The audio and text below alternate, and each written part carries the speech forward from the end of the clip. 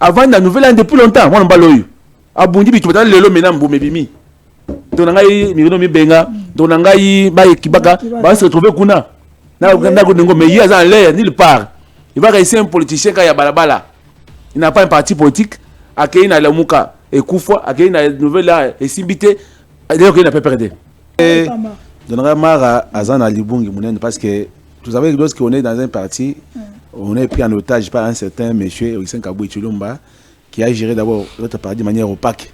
Jusqu'à ce jour, d'abord, il vous dit qu'il y a une réhabilitation du parti. Réhabilitation. Est-ce que notre parti, siège présidentiel, ils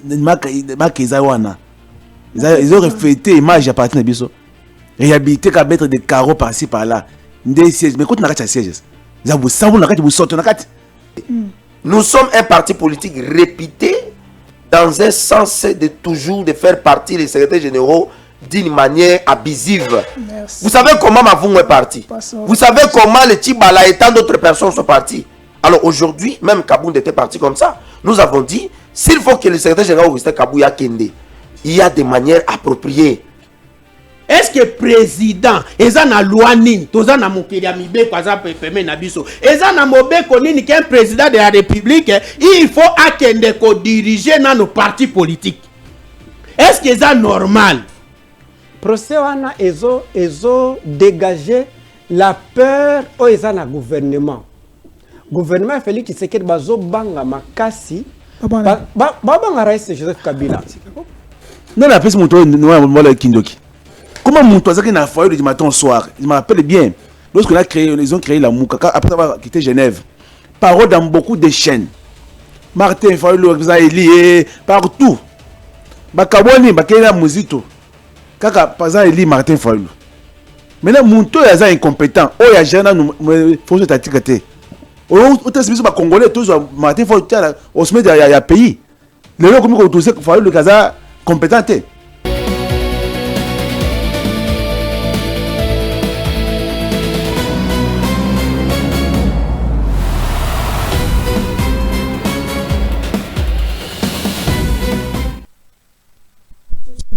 topesi bino mbote ebele bisika bozali na bandako na bino na liboso ya ba poste télévision na bino na ba téléphone na bino et surtout bazwaka biso na ngambu ya Nyota télévision 22h et 11h ya Tongo, surtout na centrale télévision aussi bozubiso na 18h chaque jour na 8h ya Motongo pona lelo topesi bino mbote parce que masolo ya kati to bandi yango elongo na bayimboka bazali wana plateau pona ko analyser ko analyser après échec il y a rencontre, il y a Doha, que reste-t-il? Il y a gouvernement soumis à tout, que reste-t-il? Il y a Félix Antoine Tshisekedi pour nous trouver paix totale, pour nous soit paix totale dans la République démocratique du Congo. Quel est le plan B? Tata Mokonzi Alobi a mettre en place. Quel est le plan B? Est-ce qu'il faut faire la guerre ou il faut contourner Doha? Parce que Doha, ils ont même processus avec les États-Unis et comment nous allons analyser, comment nous allons finir ces fameuses promesses que le chef d'État nous avait promis, qu'il y a aussi sa guerre, ce qui mandat ce qui peut faciliter, est-ce que ça allait échec, Tony? Nous allons aussi revenir sur le gouvernement Soumina, le Soumina tout le monde réaction à Soumina. Il a dit certaines choses qui a fait choquer la toile. Nous allons en parler dans cette émission. Pour cela, nous allons 4 invités qui sont sous vos plateaux. Les compatriotes, les Congolais de bonne qualité qui sont sous ce beau plateau. Monamboka, parole Camizelo, Volobier, Azali, les philosophes, Azali, analystes politiques, tout le Monamboka, Mara, il est l'un de l'IDPS, vous voyez bien, les communicateurs, il n'est pas la moindre, tout le Monamboka. Anatole Azali IDPS, mais IDPS qui est soutenu par le CG Véran Bizimou, c'est là son nom, c'est Yango Tokobeta Masolo. Pour le 4e invité dans Mramboka, Jérémy Bakale bakoba baibanga benga ko bokulaka azali na biso elongo na bango mi neiwana to kota la bozindo pona to manuela masolo ya mboka parce que awa émission lelo ezali to benga ko masolo ya kati ya Congo les nodi ya Congo. C'est pour cela que nous vous demandons, voilà, abonnez-vous sur Télénews RDC, allez aussi vous abonner dans l'autre chaîne Fest TV, et sans oublier, vous pouvez s'emboîter dans mon Mouka, James, au Forum Moulin, et surtout dans les maestros, Derrick Loukeba. Pour l'élo, Missa, Yalelo, et Fungwami, Tosengibino, Kopa Maïtia Pembeni, moi qui peut Pembeni, parce que ça risquerait de vous faire du mal là où vous êtes. On a besoin de vous. Parce que la République aussi a besoin de vous. Pour continuer, tous on a un élément oyo. Tracasserie routière. Bateau, ça tracasserie dans la RDC. Sous quel ordre? Parce que Tobi Assemblée provinciale à la ville de Kinshasa, à Sala, a interdisé Ango.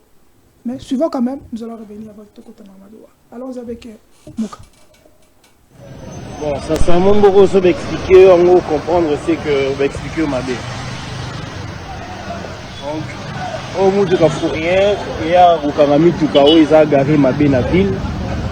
Il y a qui bakagi de la tour à l'Ibosso, vous savez d'accord. Il y a tout Rami Balé, il y a au Karami, sous bazar, vous d'accord, vous fumez le Mislabi 1-1. Il y a au Karana, nous gagnons pour la ligne. Il y a garé Mabé, tout à la ligne. Parking est à la Rawak. Discussion, ben vous l'avez appelé Moutoura. Bon, ça va bien au Kanga, bien au Boza Banane. Autorisation à bien au Sala Moussa les Awapi, baisse la bien les Awapi. Baisse les Awapi. Civil, à Kangi Basoda. Donc sur base de l'Oroté, nous on va s'en avoir au COP. À Sanissa Moutoura Bango, là 2 personnes, balati teni à roulage, bah on Kanga, bon Moutoura Nanzela. Sans autorisation, sans baisse. À Kindanango, et banité. Parce qu'on peut virer cette chez Bango Mabou. Au Forum Moulin. Question, prière et continue à alimenter la toile. On a vu le professeur qui vient à Kinshasa. Pour l'information que nous allons vous donner, l'Assemblée provinciale avait pris une décision, il y a que suspendre le bloc à fournir, mais continuer à saler ça sous ordre de Yanan. Bazarana Mukandani. Quels sont les dégâts qu'ils ont commis sur le Mitouka Bateau? Et quel est le responsable qui doit répondre à Makambo Basalakana? Mbongo Bazouaka, Nani Angwazouaka Mbongo Wana? C'est là les questions que nous allons poser. Mon avocat, Maître Natal, bonjour et soyez les bienvenus. Vous allez un peuple congolais, vous allez m'auto-représenter parce que tu es déjà habitué de cette émission. Quelle est votre réaction concernant le Camboyo? L'Assemblée provinciale est suspendue Makambo. Mais l'Oko Makato, ça la toujours. Qui doit, s'il faut sanctionner, on doit sanctionner qui? Et comment, si on doit sanctionner, Mongo, dégâts, il y a Mitouka Yabato. Dégâts, il y a Mongo, Bazoua. Qui doit répondre et qui doit payer? Bon, merci beaucoup, Mpansango Charlie. Merci pour l'invitation. Na pesi bakoma union so bisika bazwa mimbote na pesi bakolibata na plateau autre na maretsi na tongwawa na pesi pe mu kontombo mo ya kani de fachi béton sans oublier deux bisous le secrétaire général du parti de PCKD et aussi sans plus tarder nazo kota directement pour répondre à la question d'intérêt général. Vous savez na mutu ya province ça veut pas que ça on a un monsieur compétent. Monsieur Lévi Mboussa Mopamba, l'homme honnête, sincère, incrédible. Oyo, Aza, le col, il prend le bis bakinois, au bâtien à niveau assemblée provinciale. La base était déçue à cause de piquer sa macambo ya ba fouiller Oyo. Ils ont dit Cambomouné ne pon abisso au Bakongoman, oh, toujours souffrir na mi abisso bon, amiga tous en ango, tous comment monter en abisso, on a babala. Mais bateau Oyo, ba policier Oyo, parce qu'on a biganga kanga. Ce qui est na kango ka, on a le camp de fungo là, on a écrété ma casse. Parce que mi trouve bateau au tempo na coin 2 minutes ba le route ba kay na kuna et mi sozo me belé ce qui que avec professeur et pexel de Cambo depuis longtemps et ba ça la ngote no c'est là le bosso mon président Lévi Moussa Mopamba on a le président côté de Camboyo bana bazolela partout bazolela pour na likambo yo na yaki pa na ngai kuna na Regini ba jeune nyonso ba bi mettre le biso de kambo izali tali tracasserie na balabala surtout ba mitura ba privé o na musala o komi na mot des arts o komi na 24 o komi na Pongabi o komi na 16e mairie il mettait ezali tracasserie ko sanate et tant que bazo ka mitu kwana ezo kana bon réponse à l'état te et qui na poche à un individu moko songoro pakala. Et j'aimais aussi des filles dans mon mboka Kanto actuel nani commandant de la ville oyo tango kota ki na musala ba nommé ngana komi citoyen Nzambe na bi non on a pris un guerrier on a pris un homme compétent qui va relever les défis mais depuis a commis il sent pas que qu'est-ce qu'il propose pour les Cambouana. Voilà pourquoi hier aussi on n'a pas de responsabilité assemblée provinciale tango tozonga na tango bazonga na niveau ya assemblée nani la rentrée parlementaire ba convoquer ministre intérieur provincial parce que ba policier ñon sont bazo vrai dans secteur na ye ba tout na quelle mesure oyo bazwaki jusqu'à ce jour bazo appliquer en côté pour na nini ba fouiller wana est-ce que c'est canalisé pour na côté na caisse à l'état congolais parce que quand on est en train de faire les évasion fiscale bon ozo kota ba que na poche à un certain commandant oyo a presque 10% et pas à commandant de la ville c'est l'information na zoaka pour dire que na nyonso wana je pense que pour que nous ici là il faut que ministre intérieur à s'impliquer. Le gouverneur de la ville province qui c'est ça mon gouverneur Yangos bazo mais parce que le gouverneur de la province il peut aussi impérer dans le conseil de commandant de la ville a bengi abike mon frère di kambu ya tracasserie oyo na ba mitukanga bikanga bongo na kinga wapi et aussi kukanga wana bakanga nini qu'on introduit un peu une période donnée il y a que ne peut pas arrêter de mettre battu te battre na fouiller arrêter so ba introduit sur cette fois-ci bazo ba mesure ya makas oya kokende au-delà qui soit sanctionné. Je pense que c'est une question importante. Si on avait beaucoup de minutes, on allait donner les détails par rapport à ces sujets-là. Ok. Moi, mon rapport, commissaire, vous avez aussi votre 3 minutes parce que nous allons focaliser sur Doha, mais parce que c'est une question très sensible pour la vie dans la ville de Kinshasa. Comment expliquer qu'il y a une suspension à l'Assemblée provinciale qui n'est pas appliquée? Et la question est celle-ci. Malgré cette décision qu'on a appliquée, mais ils ont respecté. Bon, quand on a mis tout Kalabato, si on le pose la question, parking est à la Hawapi, on peut s'explication. Bon, on a bon, on a mis sur l'autorité, tout est né à la ville, né à la gouvernement, est-ce que ça dit manque il y a autorité? Donc, manque il y a application, tout le monde qui a autorité, on va sur place, on a faiblesse, tout ça dit, on peut dire qu'on n'est pas dans un pays d'état de droit. À principe, régime, système est comme ici RDC Haïti.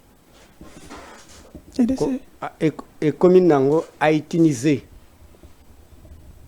Expliquez. C'est-à-dire, maintenant, ça devient le pays des gangs. Parce que toute personne sur cette terre qui ne respecte pas la loi devient bandit. Et avant que nous ayons na Kinshasa, selon la RFI, j'en ai suivi, nous avons 40 000 policiers sur 17 millions d'habitants. C'est une estimation certes. 40 000 policiers.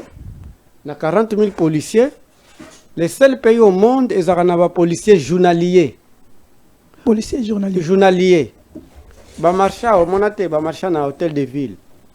Ba ko loba, biso kutoza ba journalier, eh bien, to futa makate, mais na ba marche biso nde to kindaka, mais batu baza, ba o basala formation baza na bazo batela ba banque, bazo batela ba personnalité. Yango mona ki net la fois passée na dénonce yango na mona na cortège ya mokonzi 4 souciates. Na souciate okuta 2 policiers. Baza pe na parfois na nanité. Vous voyez, de la population eza nango abandonné. Mais ta problème mususu ezali eza kako ba salate. Soki ke chaque samedi na bawenze. Tuna mama nyonso okuta ke ba policier basala recouvrement. était au salle matin na siamoke Recouvrement. bazoka 500 Oh, est-ce que et puis bazoya baocha muta liboso policier liboso ya liboso fazana munduki une intimidation psychologique donc ceux qui ont payé 500 te en soi regarde un peu, cela veut dire que la police est ça la recouvrement te. La police est comme ça le recouvrement na balabala. Ceux qui ont mis na boulevard à Ozokende. Dans la partie nationale okuta négociation entre les policiers na ba chauffeur. Policier bazo corrompre na 100 francs na 50 francs. Au moins va payer 50 francs à Tcheboya. Ya bombi ya yebite que va payer 50 francs. Ya tena poche. Vous voyez? Donc il n'y a pas de mauvaises troupes de Konanga, il n'y a que des mauvais chefs. C'est un principe. Si la tête est pourrie, eh bien, nous autres, c'est un principe. Vous voyez? Donc, mes degrés, monsieur, les degrés ignorants sont à Kouti, à Kinshasa. Parce que nous sommes villageois. Là où nous sommes Mboka, Mboka na bisoka Zembe, mais Bamboko est entouré, jamais policier a kokosa la musala sans que a présenté fait des routes naïves. Sans baisse, sans autorisation. Oh, nazo ebisa soki okomika na mboka eloko liboso te demande ata bayebi yo ke Charlie parce que ba policier basala déjà ba famille na population. Charlie oza policier oui. Oyeko kanga nani mais ses paroles. Eloko liboso tu passes chez le chef du village. Chef du village a bengisi mutuana ba bengi parole la ye.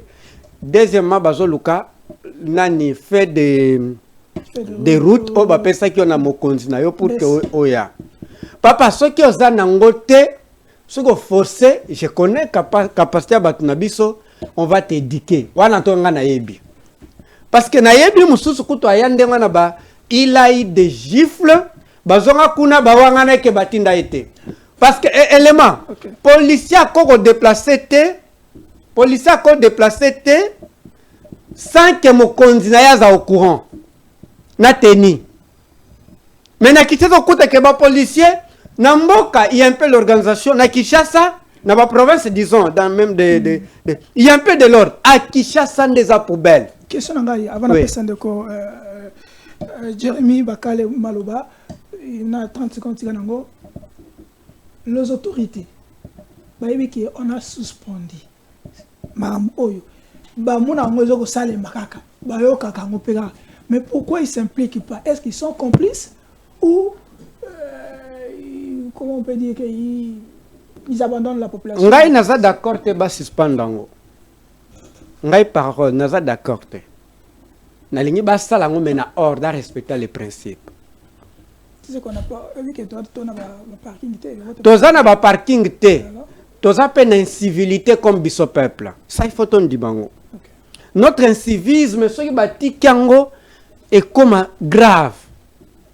Nga par contre na osenga ke ba oui batonga ba parking parce que ba pesa déjà mbonga ba parking. Ba changer nzela. Ba escroca. Ba escroca na bango. Ba kolobor ba escroca. Les seuls pays au monde ba diriger ba escroca la population. Batuna le CG il y a ACP comme ministre batuna habité ba orienter na mususu. Batune yo orienter na sur base de quoi bon parce que au salango et ça va parking yo orienter on nini. Oh non, c'est la ville on a notre autonomie à orienter. Mais donc basta la parking et puis basta la centre na raisonnango na le kaka basta par exemple chaque commune basta ba centre moko ya menene ba misa on anda ville. Eh bien, beaucoup de mituka te na balabala. Ce que kuta mituka minene et puis okuta roulage, mutuka munene telemi ya kokufa, hein, ya munene mais ba kanga mutu ya moto. Oyo ceux qui balongo like mutuka na mutu ya moto mais les asali nante. Incivisme na biso population, na indiscipline.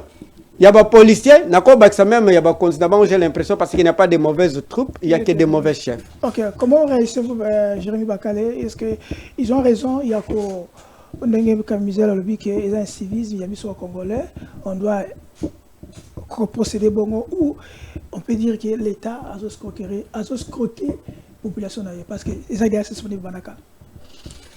Merci, Deko Charlie.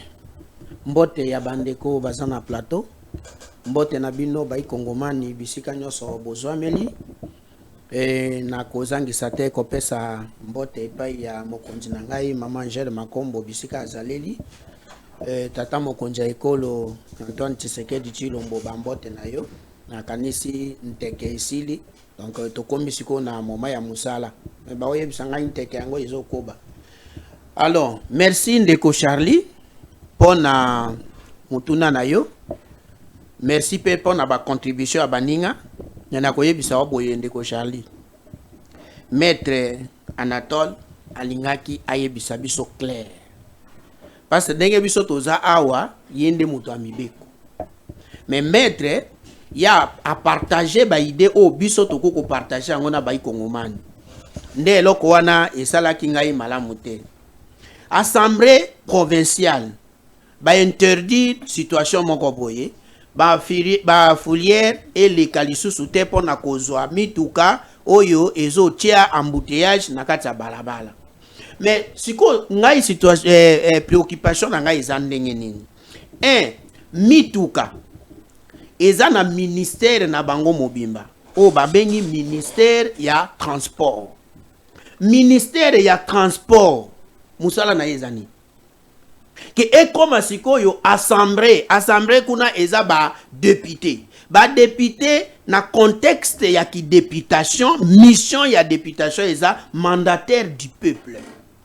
Bango bakende kolobe la population, bakende kosala mibeko, basala mibeko wana ba peseli yango ba étant de droit ba ayant droit. Alors ba ayant droit wana bazui yango batie yango na musala na mulongo pourvu que ebanda kosala musala na yango.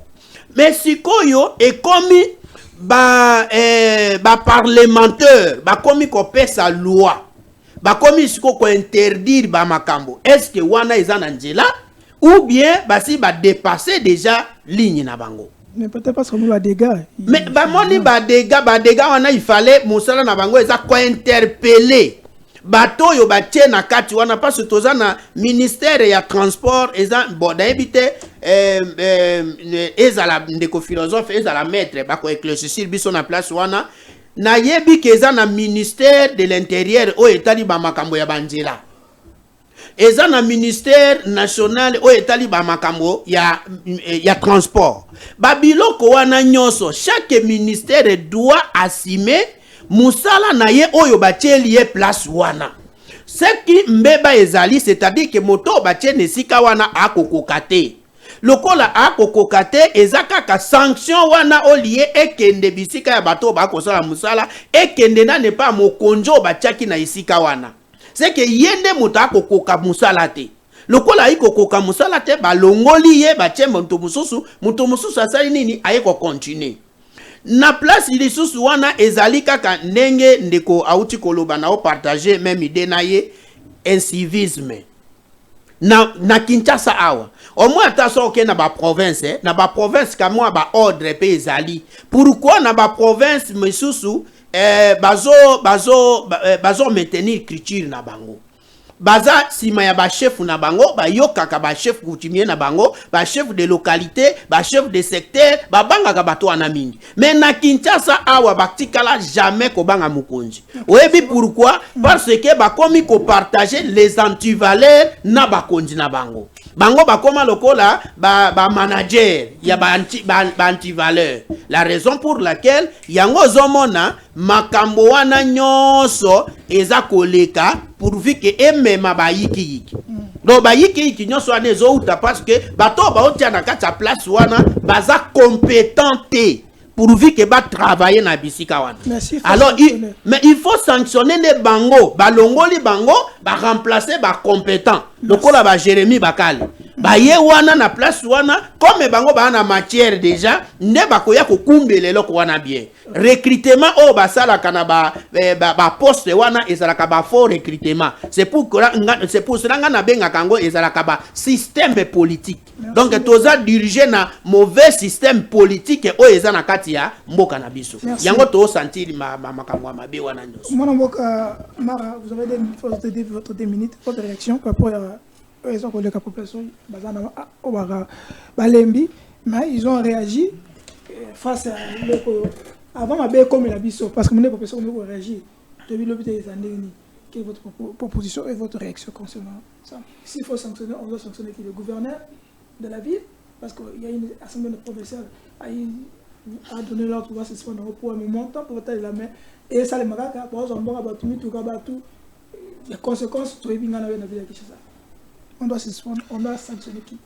Merci, mon frère Charlie, pour l'invitation. Je tiens à présenter vraiment mes excuses pour le retard que nous avons enregistré. Vous savez que les mêmes problèmes que nous sommes en train de dénoncer, mais aussi à cause de comme à regret, les pommes des embouteillages. Le matin, quand j'étais en train de venir, les misanga inano, n'appelle ça mbote et pas le secrétaire général Nabiso, Augustin Kabouya, ou Azako Kambali Ngomba, ou Etienne Tshisekedi, ou Moulumba Tika, et tous les combattants de l'IDPS sont tout à fait d'accord de la gestion du parti. Vous savez que, oui, vous savez que, s'il vous plaît, moi je parle du secrétaire général nommé selon les statuts du parti. Je ne parle pas des usurpateurs. Ok? Je parle de M. Augustin Kabouya. Vous savez que, s'il vous plaît, je parlais de secrétaire général Augustin Kabouya. C'est lui qui gère les partis au quotidien. L'IDPS. Population. L'IDPS a combien de secrétaires général maintenant? L'IDPS, notre parti politique, les partis politiques de Tshisekedi Wamulumba, les partis politiques de notre bibliothèque vivante, que je salue ici, Maman Marthe Kassalou, n'a qu'un seul secrétaire général qui est honorable Augustin Kabouya. Vous savez que ce monsieur-là a traversé des moments difficiles et le parti est confronté à des difficultés énormes. Si on n'avait pas un secrétaire général qui n'avait pas en lui le sang d'un combattant avéré, aujourd'hui, l'IDPS serait déjà déchiqueté. Combien de complots ont été organisés, perpétrés, afin de voir l'IDPS être divisé? Aujourd'hui, la permanence de l'IDPS, comme elle est en train d'être réhabilitée aujourd'hui, comme nous voyons tous, c'est grâce à l'intelligence de cet homme-là. C'est-à-dire que l'honorable Augustin Kabouya gère le secrétariat du parti en toute intelligence et en toute modestie. Hier, le chef de l'État était devant les combattants et combattantes de notre parti politique à l'occasion de martyrs du parti. Nous avons aimé le message du chef de l'État. Je vis même celui dont vous êtes en train de citer les noms qui était là. Mais nous attendons auprès du chef de l'État qui est notre autorité de référence, comment Akoko Sungabiso pour nous Kimia. Et je pense que le chef de l'État, dans la côte Kimia, et nous espérons que Mikoleza Koya, IDPS, Kimia Kokota et Kimia.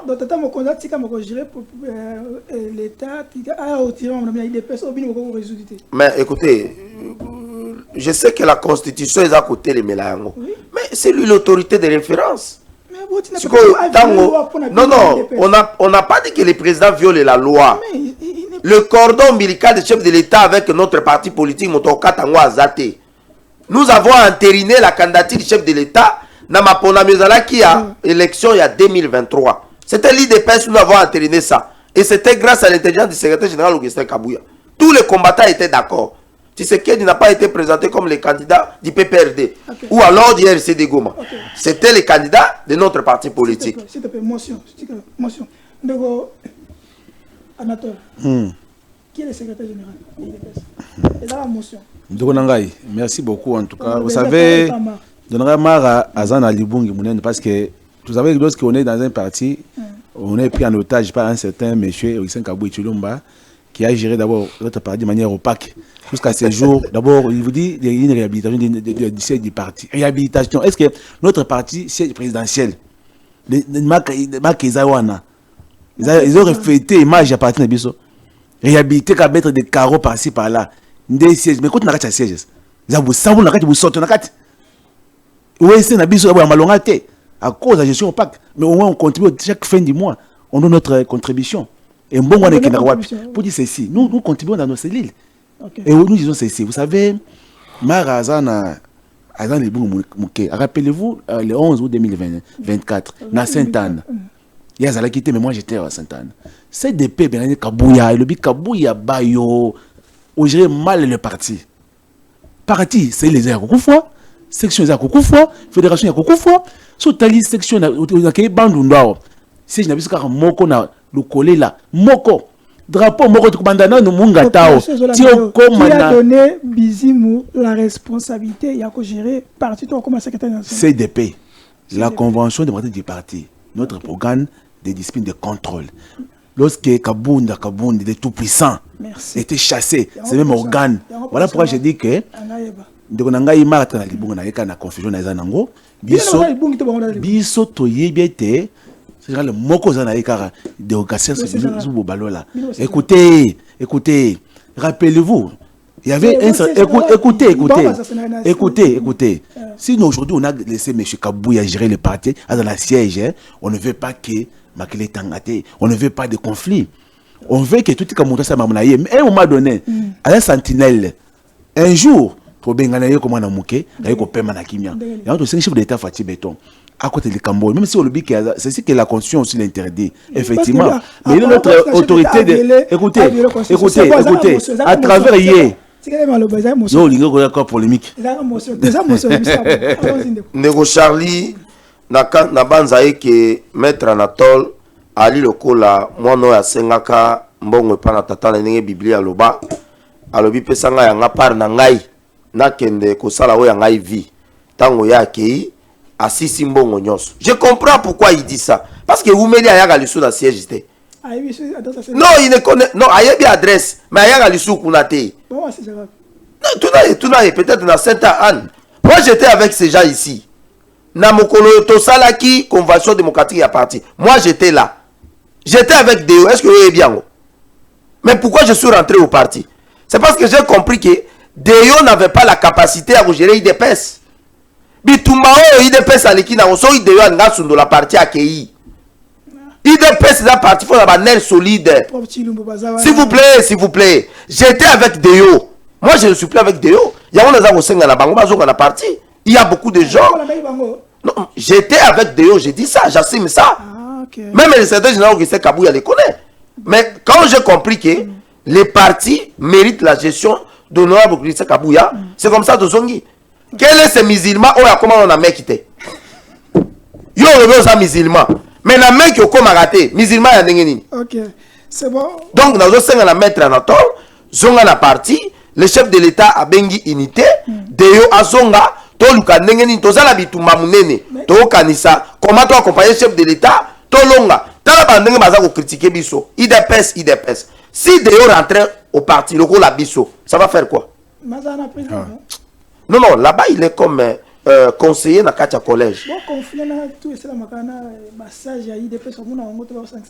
Non mais yango toza ko senga makambo to senga ezali makambo basage basengi balobi Deo azonga na parti il ne veut pas. Na bitumbo ya pour Chilumbu na ba ide Augustin Kabouya na ba prof Mbata tout ça beaucoup gérant. Mais écoutez, nous avons les statuts du parti. Les statuts du parti est très clair.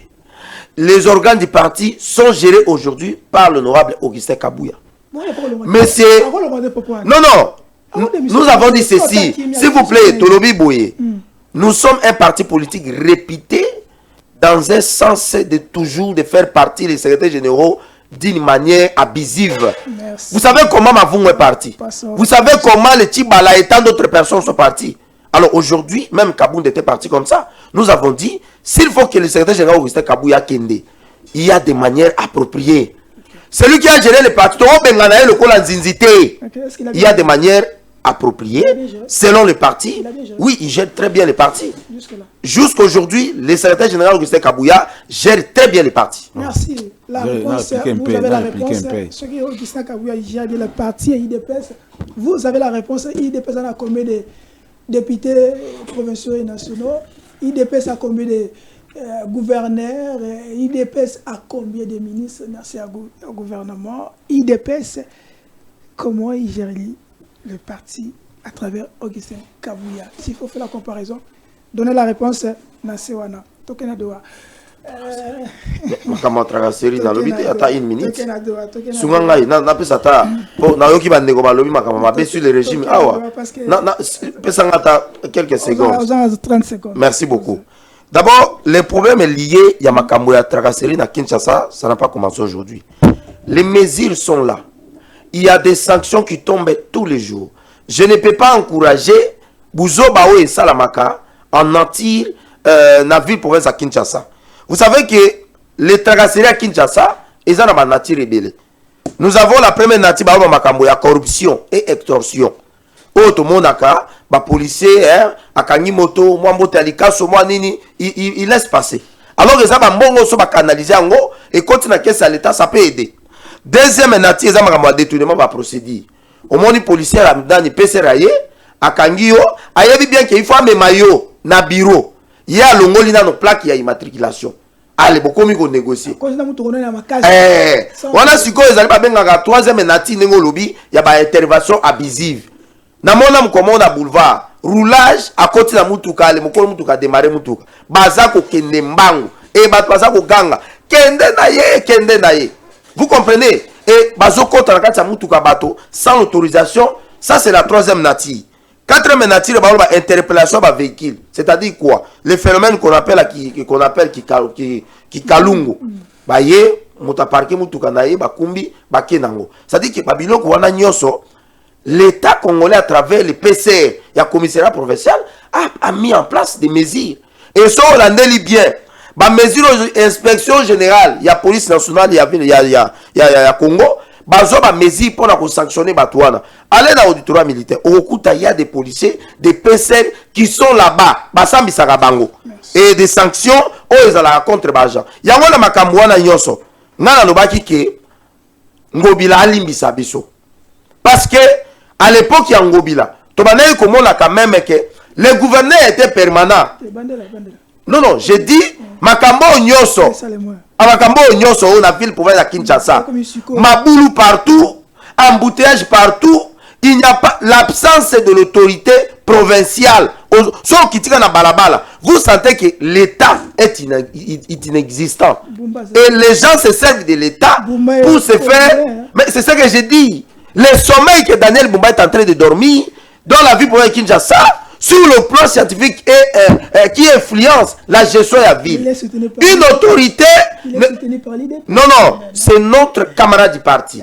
L'IDPS, nous ne sommes pas une église. Ou lorsque le pasteur dit Alléluia, vous dites Amen. Non, à l'IDPS, c'est le choc d'idées. C'est-à-dire que vous dites A, moi je dis B. Voilà pourquoi Nazali Kopé Samokako soit. Comment M.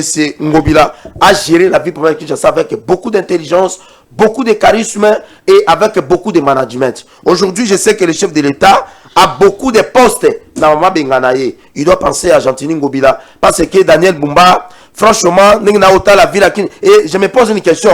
Banzela ou Bumba Zagotonga. Ils ont la province à Mongala ou bien ils ont na Kisasa. Donc ma désolation et nous sommes la gouverneure Assa Moussala Malam.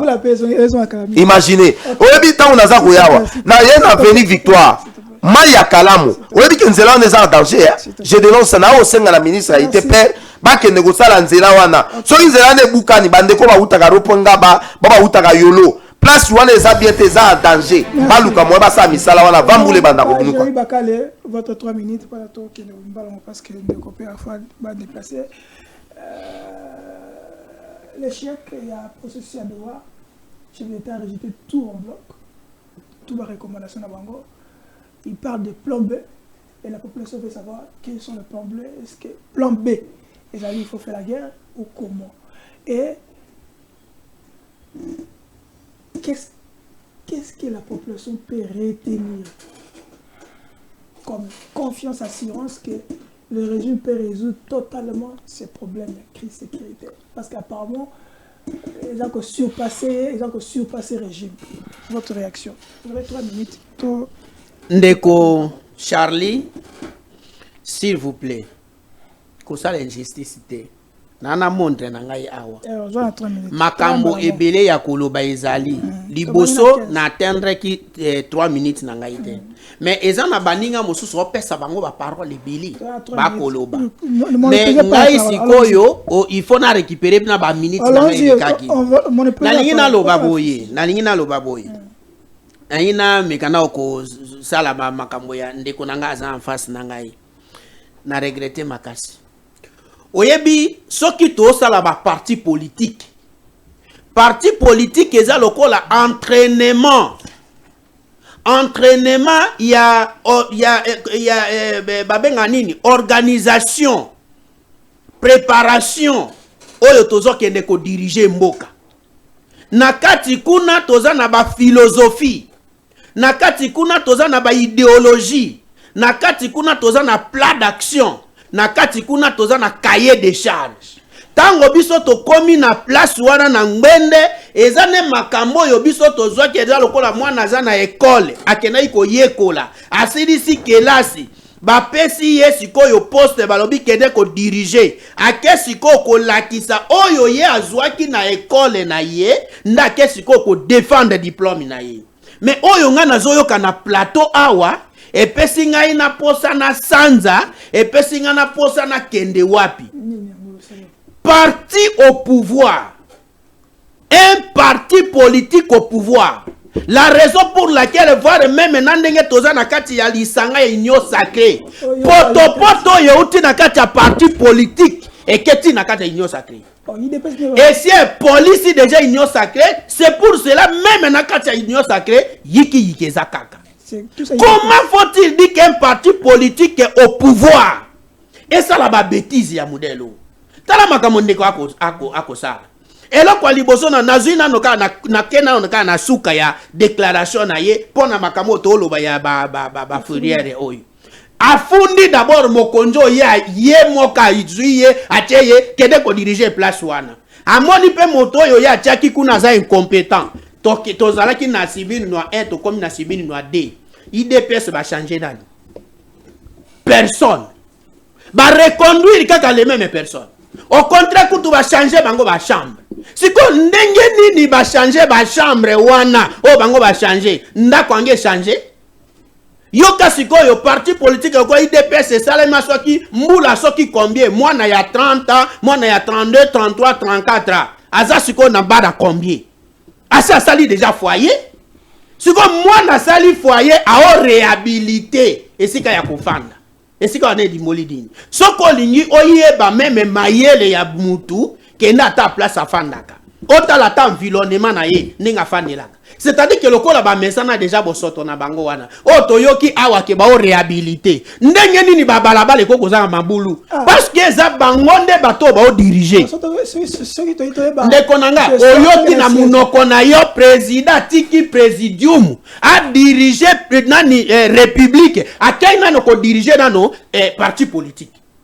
Est-ce que président eza na loi nini toza na mokeli ya mibe kwa za peme na biso eza na mobeko nini qu'un président de la république il faut akende ko diriger na nos partis politiques? Est-ce que c'est normal?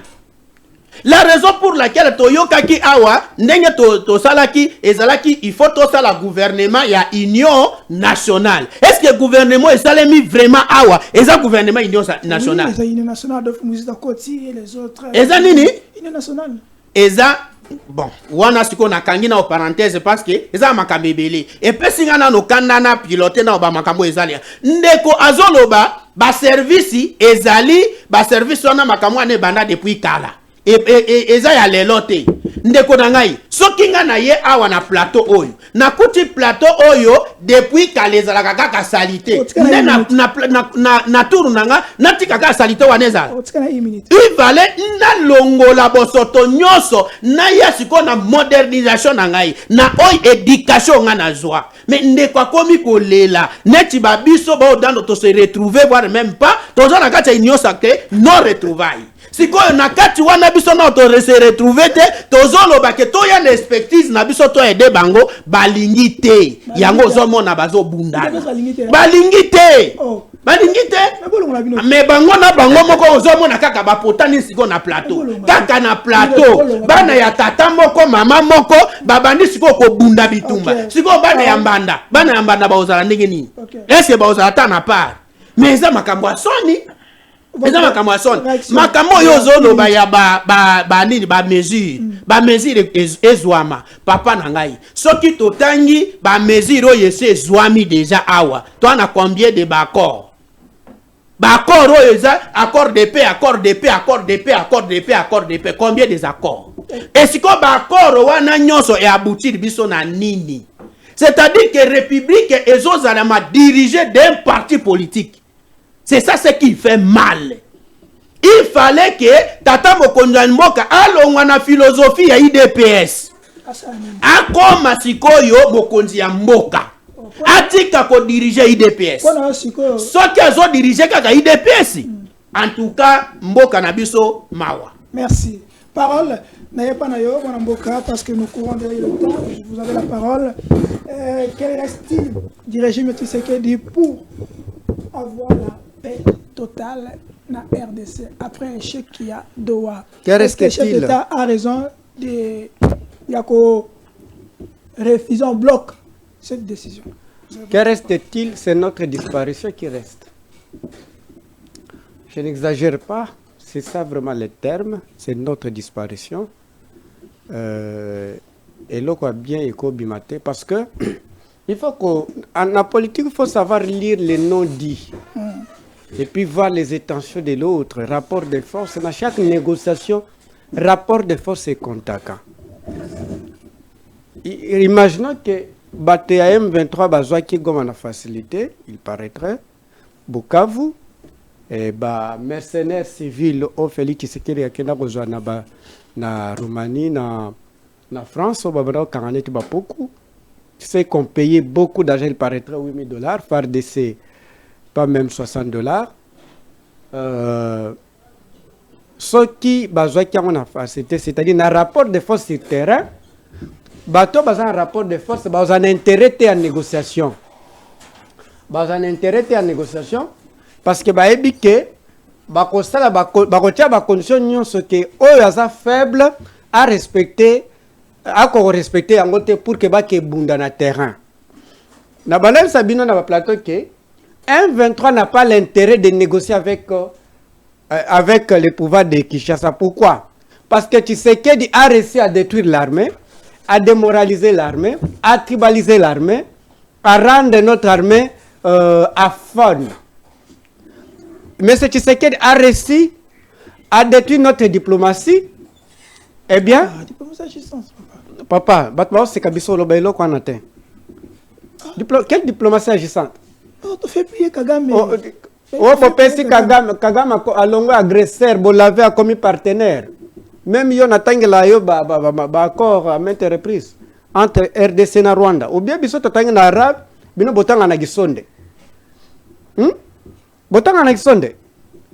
Donc muto akeko lavé Paul Kagame na niveau international kazat so agresseur ta commis partenaire. Muto Félix Tshisekedi non? Muto akeko loba na monde que biso nde tozana FDLR ba Rwanda ba kota kuna kota ba ya koluka FDLR andimi kopola na biso non et yango nde bozo benga diplomatie et puis a nommé madame oyo a travaillé na Rwanda madame Kaikwamba pendant plus de 10 ans mais quand même il a travaillé in Allemagne vous voyez et gouvernement coûte bolobi ça gouvernement des célibataires national union nationalité gouvernement des célibataires national. Mais ça composé à célibataire, aucun pays au monde peut nommer les gens à service étatique et amener les célibataires. Donc, elle n'y a pas. Non.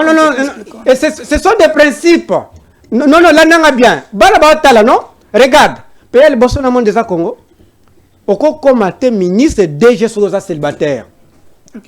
Donc, voilà le processus qui sait qu'il a mis commissaire naïe président, il y a IDPS. Parce que Kabouya est un président intermédiaire. Mais ce qui est président intermédiaire, le président titulaire, c'est Félix Tshisekedi. Vous voyez? Donc, M. Tshisekedi a mis commissaire, président IDPS, à quoi résoudre le problème dans IDPS, tendait à Kokamakambe M23. Soit Kokateke sont les solutions. Solution c'est qu'il y a des missionnaires. Ceux qui peuvent le Congolais comprendre de l'eau qu'on a té, ndeto yebite to ko identifier makambango té. Or problème n'est pas résoudre ngo, il faut identifier d'abord les vrais problèmes. Vous croyez qu'il peut démissionner? Et ça première croyance, je pense c'est une obligation. Soit peuple non. Kabila n'a pas démissionné. Non. Kabila a trouvé les pays balkanisés déjà 4 pays. Là, on a 4 pays, 4 rébellions. Lelo Tshisekedi a kutaki Congo moko, mais lelo Tshisekedi a tiki ceux qui a démissionné a tika 3 Congo. Congo il y a 1-23, 4. Congo il y a 1-23, Congo il y a Force du Progrès, Congo il y a Mobondo, na Congo il y a gouvernement. Azongi si biso na 2001. Vous voyez? Donc, vous ne pouvez pas parler. Donc, cela veut dire que M. Tshisekedi, est-ce qu'on peut trouver la paix avec un simple accord ou est-ce un rapport de force nationale? Il faut être illusion. Mais on dit que le qu'on a été. D'ailleurs, Bozo Benga IDPS parti. IDPS est parti. Et c'est un milice tribal. Dans un article 6 de la Constitution, il faut former le civisme. Former le Congolais le civisme. Et tiens, tu sais qu'il laisse les partis avec unité nationale. Hein? C'est-à-dire qu'ils répondent à la géopolitique. Et puis on écoute, tu sais quel président intérimaire Kabouya, et président jeunesse, même tribu, et comment parti régional. Rien à voir avec un parti politique, rien à voir. Okay. Donc, et dans la crise moko, talanande bazaboy. Yo wapnasa mokilo mona déjà parti moko des secrétaires généraux. Et besoin de bapé, ne dépêche basakana na débat d'idées, basakana débat de banditisme, rien d'idée là-bas. La violence, vous êtes fort. Vous voyez? Et puis la ressource qui s'arrolobake, il dépêche à la crise des hommes. Yebisa lelo bakocha nani candidat kuna président de la République. Ils en ont combien de IDPS? Zelena si sandeko. Baza crise des hommes mutu akoko zala kutu babebi si réputation. Pardon de konangaye. Babebi si réputation na ye. Avec les doyens le ministre des Finances. Quand vous sentez qu'il a vraiment étudié, babebi si déjà réputation na ye. Nicolas na IDPS nous sommes totanga neti akoko on a senti à peine 12 scientifiques neti azate mais babebi ça déjà réputation. Azate. Nicolas Kazade. Il y a un prof, il y a un professeur, un prof Chilumba, ne l'hésite pas. Sinon, ceux qui n'ont pouvoir la police, ils n'ont on peut comparer une intelligence avec Chilumba qui parle écouter à terre comme parlementaire debout. Mais il y a aussi prof. Nakosuki Saboy. Nakosuki Saboy, c'est le peuple congolais. Ok, termine par là.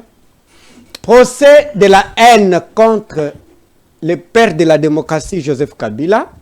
Au peuple congolais a rejeté. Kabila n'a pas de la démocratie. Non, non, même démocratie. Ah, mais c'est qui a perdu. Ah, même vote nini. Zela, aux journalistes, bien habillés d'abord. Voilà, IDPS, c'est lui. Merci. Et tiens, tu sais qu'il y a à côté de la démocratie, nini, à organiser l'élection, nini. Il y a un parti, talinga côté ça nani, azaka alinga côté ça parti nendeni. Nalingina lo baboye. Procès wana ezo dégager la peur au ezana gouvernement. Gouvernement Félix Tshisekedi bazo banga makasi. Baba rais Joseph Kabila. Kabila, on a répété chaque fois. Kabila est général, chef d'armée. Oui, très bien. Il y a tout qu'est-ce qui est hier moko organiser l'élection. Azi que vous conseillez qui n'est pas là. Félix Tshisekedi un civil. Civil il y a qui ici a comme bitelinga la telinga. Nana biso ki akima. Non, batba yo. Yo kan expliquer yo. Au moins tu sais que Zela, au moins tu sais que va vagel suso. Oyo pani aso vagete. Tunanga vagete pani. Parce que côté azo moya kende suso ba yamba na président muso azate. Parce que Kabila a un patrimoine africain qu'il faut protéger. Aza jeune président, o atika qui pouvoir, les Africains ne laissent pas le pouvoir. Tu l'as dit, un général a organisé l'élection. Peut-on financer l'élection en bon on a biso 2011-2018. C'est là qu'il prouve que Zera nam. Moya bimezate, tu sais quel moya bimezate, metande azo vanda. Parce que so ya kia kuna batuni kuna procès Joseph Kabila pani ote aza membre M23 aza membre M23 préveza nini préveza yo même M23 au memi na Kinshasa 14 mois pesa bango même nambong il paraîtrait 1 million 300 mais ante yo na Kabila nani aza membre M23 deuxièmement yo na M23 boza même paré Uganda pourquoi elingi koloba eza procès ya honte peuple congolais va rejeter yango et ont dégagé bangi tremblement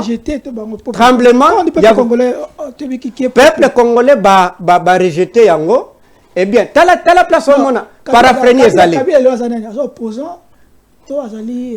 question bien na Sénat balobi que balongoli sénateur à vie mais na procès ba bengaye sénateur à vie au moins que ce sont des paraphréniques non Kabila lelo to continue na catégorie na opposant to azana c'est un résistant nationaliste patriote entre Fayulu et Kabila s'il faut faire dans la balance pour la population peut retenir quoi peut quoi adopter quoi adopter mon une expérience de gestion publique pourquoi vous ça la bêtise comparative ndengwana président Fall n'a géré fonction étatique donc on peut pas le ça ne se fait pas le Rozoloba n'a muta gérer fonction étatique n'a muta na gérer fonction étatique Félix a géré a géré déjà fonction étatique OK avant et ça conséquence c'est ça que Félix a signé bilan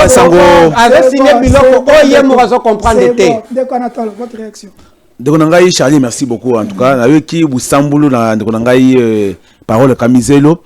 Omoni parole yo, na ibite alienini. Na ibite ndeko alienini nzambe. Non la pesi moto no kindoki. Comment moto azaki na foyer du matin au soir. Je me rappelle bien. Lorsqu'on a créé, ils ont créé la Moukaka après avoir quitté Genève. Parole dans beaucoup de chaînes. Martin Fayulu lié partout. Bakaboni bakena muzito. Kaka par exemple Eli Martin Fayulu. Maintenant Munto est incompétent. Oh ya jana faut se tatikate. O te sibiso ba congolais tous Martin Fayulu au sommet ya pays. Le loko ko tous Fayulu kaza compétent. Tala ba on politique to na ba mikolo tala nanu. Et aussi alinga comparer biso na yé Munto un transiment politique de mauvais goût. Munto a na parti fixé te. Ala kimi ndo na biso ado muzito alandi Kabila mena tala na bu sambula sali. Avant la nouvelle année depuis longtemps, moi on parle eu. Abundi bitu batala lelo mena mbumé bimi. Tonangai mirino mi benga, tonangai ba ekibaka, ba se retrouver kuna. Na ko ngo mais il y a en l'air nulle part. Il va rester un politicien quand il y a balabala. Il n'a pas un parti politique, akei na lamuka et Koufwa, akei na nouvelle là et Simbité, d'ailleurs qu'il n'a pas perdu. Voilà prendre tonangai azol balanga Kabila, aza modèle tout ça. Est-ce que tonangai de parole on peut mettre votre vidéo il y a des ans passés, ou il y a 3 ans passés. Oh, on était au front avec vous pour dire que Kabila c'est mauvais, un sanguinaire. Le nom comme madame. Kabila il va pouvoir na bino. Oh, le baki il va pouvoir na 2018. Après ce qui moment na mboka fait ce qu'il dit. Le nom comme modèle. Voilà pourquoi nous avons cette émission à un caractère pédagogique. Parce que mingi na ba média ibelo le kaka. Tellement vous semblez en l'air. Et notre parti pour que ça pas tamailler l'été. Yo l'équipe a gros samaye na nini nani d'abord ngai na plateau ngai yao nande kona ngai yao yo l'équipe samaye na nini c'est pas bon mon cher, il faut dans na plateau parti moun na boya ba cadre au cadre na utanga 3 personnes ba jeunes azo ba nini parti tribal président jeunesse Muluba tala oui na parti na bisoté on a un président ya jeunesse ou aza Muluba té Emmanuel Dioko certains disent que là Makutano selon Bango. Non, c'est le Bango. Amis. Oui, elle n'est pas Moulouba. Amis. Makutano, Geoffrey. Il y a aussi une Biso, pour la Bango. Biso, pas la Biso, c'est mon amboka, Mani Dioko, qui est comme la jeunesse, qui n'est pas Moulouba. Mais comment vous y a un plateau, au Ganga Makasi, écoutez. En tout cas, Kamizelo, ce qu'on bouge là, Zonga Nanzela papa, vous avez nulle part. Sauf que vous avez parti. Il y a des petits députés, des députés. Ah, il a des personnes à partir. Oui. Carte de membre. Écoutez. Tata, Kamizelo, Kamizelo, Zolo Bakadum Sanan, nous avons Kazadi. Pour l'aller, habituellement, il était, mais Azuka Moutoumou na partie. Mais Azobu, je confirme une règle. Mes réputations, mais pas déjà. Quand tu parlais, j'étais calme, non? Est-ce que Et c'est si. Alors bicha ça la Kazadi. Mais à Bosani que tu as parti à biso zana obi Chilumba ya professeur Chilumbo aboyi. Abiki wana te. Mais pour cette université, professeur Chilumba. Il déforme. Chilumbo. On a Chilumbo, on a professeur Chilumba, on a professeur Mbata, on a plusieurs. Mais tant que vous avez un coloban à plateau, vous avez un parti de la boisation. On a par Kabila en tout cas, vous savez, Tata ou Kabila, Azam Moutaze mérite Maramounion Swan. Kabila mérite une pendaison. Pourquoi? Kabila c'est mauvais mon cher, Kabila c'est pas modèle. Écoutez, au moins il doit se souffrir les lots. Parce que Bakongoma Nignon sur guerre et Suzumono. C'est Kabila. Récupération tel basumi de bazui asumi de la camiselo na le biboye 2013 lorsqu'on avait qui Goma parce que Goma bazwa qui 10 jours pas M23 ils ont un mouvement privé propre à monsieur Kabila et aujourd'hui Kabila il sait que beaucoup de copains maintenant nous après tant qu'on a pouvoir boye ko pouvoir biro na bino bo bande maso na bino na est yango moni tant Kabila kei. Après échec il y a écoutez parce que na moni de la raison de la comme ça makas tant échec il y a écoutez échec il y a PCC cash tant échec on est tant de la Charlie tant il y a échec entre FCC cash après on a Kabila tomboki avec ko zamandou na zongi na est biso boka Martin Fayulu alobi la réunion de Doha ne doit poursuivre qu'un seul objectif imposer le cessez-le-feu et appliquer la résolution 2773. Y a-t-il raison? Oui, écoutez, vous savez, biso tantôt la émission se passait OK. Fait ce que côté Kamboka té. A dit que Mboka na ngai na côté même 2 cm au kendete. Yango a dit que ce qui ba ndongolo misu wana, ba paté wana ba na esprit que to ka bula Congo et ko simba ta mokolo moko té. Voilà pourquoi Martin faut l'attaquer Congomani. Il y a solo. Oui, c'est un Congolais. C'est un Congolais. Rappelez-vous, j'avais demandé à beaucoup de médias que Martin faut la signe qu'on avait fait ce qu'il va coûter. Oui, qu'il y a dialogue, et qu'on sait le côté. Mais à bien on a de effectivement Andimaki avec mon chef d'État Fatih Beton pour pas solo naïe. Non, écoutez, il y a boyi. Écoutez, Martin faut la boyi que le gouvernement, mais à Tikali un patriote, un Congolais solo, à boyi que le côté réunion à Bakabila. Bato Mimboka, bato ennemi à la population congolaise, yango peu d'abisu to biboye. Martin Fayulu doit être constant dans Zawana. Peut-être on dit souvent la patience se paye. Sur la ligne Congo, tu bien après Fati, bisu de personnes biboye. Voilà na suki sawana. Na sengi boy. Pour la nyonso ici la nyonso, to personne on a pas ndima bango nyonso, Fati azo so 10 ans mosusu. Ti 2040, 2038, pourquoi dans langai? Parce que tu l'ingete Congo la biso tra na kimia libé na libela. Ba poche nyonso existence nyonso yo et si là. Na bibo aussi les plans politiques, na bibo aussi les plans du droit. Il y a ceci. C'est un nyonso yo. Il y a un problème sérieux. Kabila yé moko ndong le miso, ndong le biso pendant 2 ans, ça de musalate. 3 ans la Kabila. Oh il peut to bandi. To banda boye nanga zimandu ka na est biso mboka. Toko sala yinde konangai, toko bona toko bongiza koko ndengini. Ya to le bibo yinde konangai. Sur le plan du droit 2028 il faut élection zala. Mais si le plan politique, si le plan du droit il faut élection zala 2028. Mais le plan politique ndonangai oyo ya nyo sacré. Biso na des pes. Parti nyonso na Martin Fayulu, na nouvelle na muzito Adolphe Biye ko sangana na 2028 toyokana Fati azwa 10 ans mususu. Tokene comme ça 2038. Oui, to ça bon mon cher. Moi na batu, ala ida ko sa Congo oyo za ya biso nyonso, to bongisa Congo, to tika Congo en beau port, mboka ya kimia, paradis. Ndeko maloba. Échec ya Doha. Sur terrain. Quelle est votre proposition pour aussi cette crise? Bon, pour l'anglais dans le Bible, vous savez. Donc la position il faut un dialogue interne. Au moni si dans le Bible que tout ça la guerre contre Rwanda, c'est le col na zo qui na violence. Il dépêche mon parti, nous avons pris le pouvoir sans maquiller tangate. Papa Tchalabaki vous avez le pouvoir sans maquiller tanga. Et je vous dis ceci, guerre wana est wana conseil sans maquiller tangate. Fati alingite kusala ke akina kubunisa batwana. Écoutez, ceux qui babunisa tu le balou de tout bunisa batwana, ba côté qui c'était, ba kufa nyonso. Et si ba kufa il y aura des retomber sur la population congolaise au banana Goma. Voilà pendant le Biboy, pour la biso. Tout ça là-bas, toute la résolution. 78 oh il y a non, il y a ceci.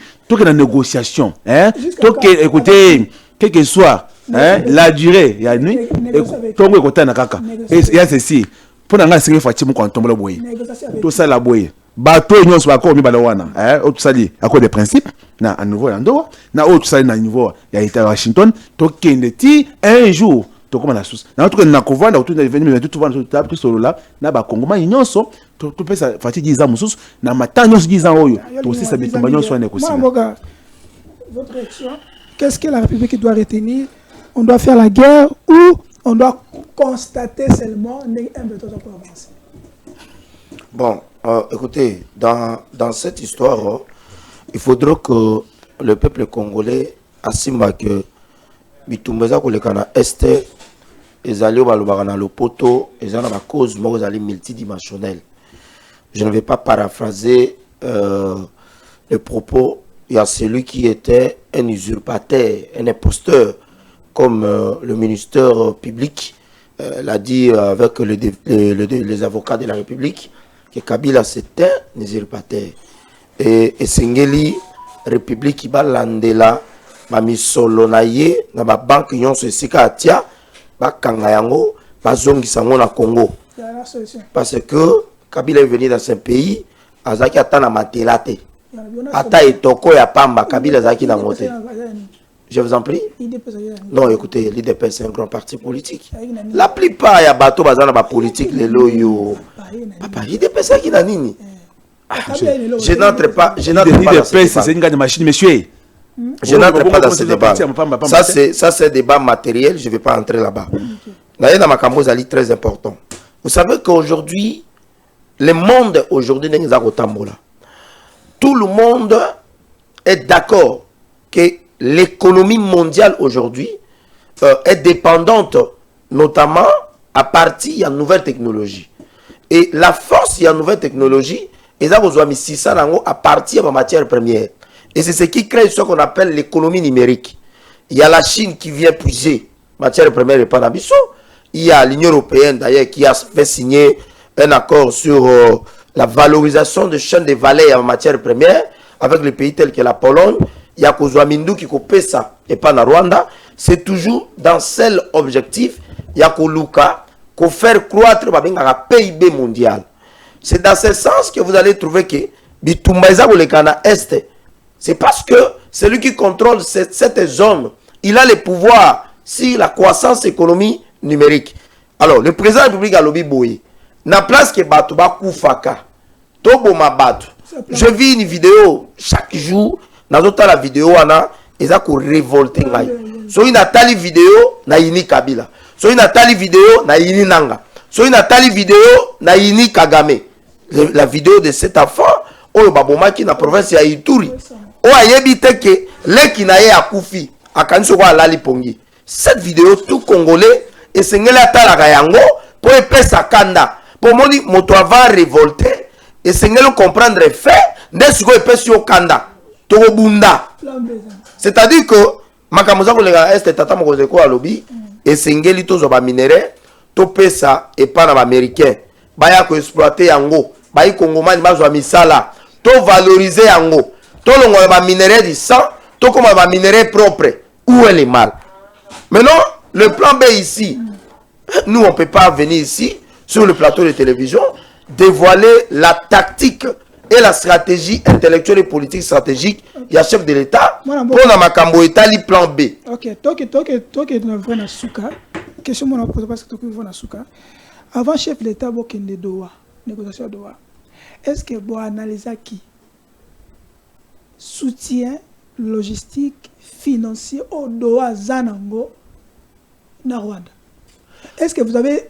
Il est revenu à ce qui soit assurance que Doha ou le Qatar va retrouver solution pour la cannabis. Écoutez, les États dans le monde n'ont pas d'amitié, ils n'ont que des intérêts. Ce n'est pas la République démocratique du Congo d'empêcher au Rwanda d'aller signer les accords, je dirais, dans toutes ces dimensions, dans tous ces intérêts avec n'importe quel pays au monde. Nous sommes allés à Doha, c'est par les soucis, Yagouluka Kimia et Kota. Et si Doha, en tant que le Qatar, veut initier les engagements diplomatiques, les accords militaires, comme nous avons tous suivi, avec le Rwanda, nous, on ne peut pas les empêcher. Biso, toza sikoyo, tozali sikoyo, ezako sunga biso, toye bake, moto biso azali médiateur, azali lisusu, na koloba nini, ndenge waze koloba ki ke Bible na ngai ndeza na poussière, mais kondima na ngai te. Elingi koloba nini? Le Qatar alakisi bizaleli na ye. Moi alakisi bizaleli. Biso, non, écoutez. Parce qu'apparemment, le régime... est toujours non, ne dites pas ça, s'il vous plaît, ne dites pas ça. C'est une question très capitale. Ouais. Il y a eu carnage à Goma. La question de l'Est, Nalingagate Bazouango à la légère. Et des questions, il y a makambo Est, tant que nous avons essayé de sourire. Parce qu'il s'agit à vie à battre. Les gens sont morts. La solution est que nous avons les grands protecteurs de ces processus qui s'appellent les États-Unis, avec le président américain, qui veille ici cet accord de paix, auto-signé le 27 juin.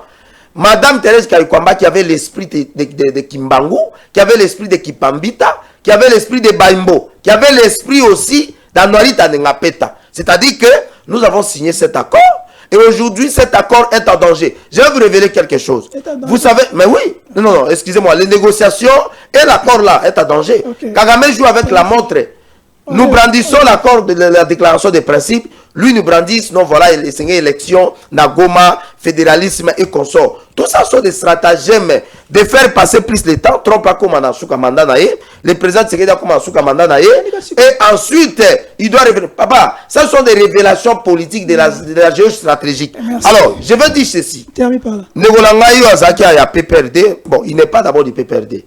C'est un prostitué politique. Moi, depuis que j'ai commencé la politique, je ne suis que dans une seule formation politique, qui est l'IDPS. Je ne connais pas un autre parti politique. Alors, il a dit un peu des choses si Kabila ici, Kabila c'est un modèle et tout. Écoutez, que les esprits de ceux qui sont morts à cause de la gestion calamiteuse et de la gestion, je dirais même tourbière, il y a messieurs, les rebelles Joseph Kabila aujourd'hui, Balanda Kabila, et Sika Zali Kabila, l'autre Rabandoto Yamabe, Kabila Zanakimiate, parce que Milimo Abatoba Koufi, na Congo et Imalamu. Alors, Nako Chité, Nako Senatata Mogonza Ekolo, que nous avons une élite. Il doit l'affronter avec bravoure. Il doit l'affronter avec un défi intellectuel. Il doit l'affronter avec le courage. Tous les peuples congolais sont d'accord de la manière que le chef de l'État a Zali Kokambambo. Et Nagope Sambote Nangai et pas le charismatique, le ministre le plus performant de l'histoire du ministère des Finances en République démocratique du Congo, Excellence Nicolas Kazadi, à qui je présente mes hommages le plus déférents. Et je pense que Bandoki à Congo va s'aligner. Ils ont échoué.